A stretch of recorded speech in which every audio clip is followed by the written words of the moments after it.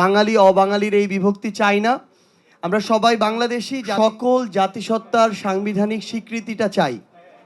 আমরা আদিবাসী, উপজাতি, ক্ষুদ্র নৃগোষ্ঠী এই ভেদাভেদগুলোকে একপাশে রেখে আমরা বরং সবাইকে জাতি বলে সম্বোধন করতে চাই, যেটা আমাদের জুলাই সনদে অন্তর্ভুক্ত করা হয়েছে। এটার জন্য আমাদের যে গোড়া, যেটা যে ৭২-এর সংবিধান, সেই জায়গার সংস্কারটা সবার আগে জরুরি। যেখানে ৬-এর ২-এ বলা রয়েছে যে আমরা এখনও বলা রয়েছে আমরা জাতি হিসেবে বাঙালি এবং নাগরিক হিসেবে বাংলাদেশি। তো জাতি হিসেবে আসলে আমরা সবাই তো বাঙালি না, এটাই তো সত্য। তো সেই জায়গা থেকে জুলাই সনদে একটা সংশোধন আনা হয়েছে, যেটা হচ্ছে জাতি হিসেবে বাঙালি এবং নাগরিক হিসেবে বাংলাদেশি, এটা প্রতিস্থাপিত হয়ে এখন হবে বাংলাদেশের নাগরিকগণ বাংলাদেশি বলিয়া পরিচিত হইবেন।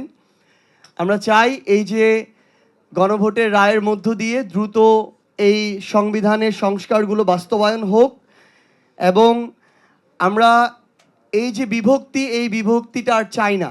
বাঙালি অবাঙালির এই বিভক্তি চাই না। আমরা সবাই বাংলাদেশি, জাতি হিসেবে কেউ বাঙালি, কেউ চাকমা, কেউ মারমা, কেউ হয়তো অন্য কোনো জাতির। এবং আমরা শুধু আপনাদের উদ্দেশ্যে এইটুকু বলতে চাই যে ৭২-এর সংবিধানে এই যে একটা জাতিবাদী, বর্ণবাদী যে একটা টান রয়েছে, যেটার সংস্কার জুলাই সনদের মধ্যে রয়েছে, এই ধরনের আমাদের কিছু একদম গোড়া থেকে, আমাদের সৃষ্টি লগ্ন থেকে যে সমস্যাগুলো রয়েছে সেগুলোর সমাধানটা অতি জরুরি। এবং আমরা পাশাপাশি এটিও আমাদের জায়গা থেকে জানিয়ে রাখতে চাই যে আমাদের রাষ্ট্রীয় অখণ্ডতা এবং সার্বভৌমত্বের প্রশ্নেও আমরা আনকম্প্রোমাইজিং।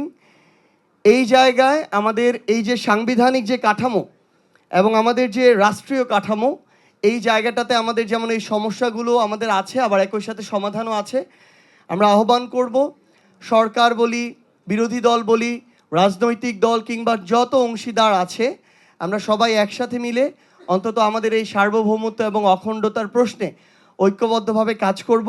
এইটুকু যদি আমরা করতে পারি তাহলে এই ধরনের সমস্যাগুলো আমরা নিজেরাই সমাধান করে ফেলতে পারবো।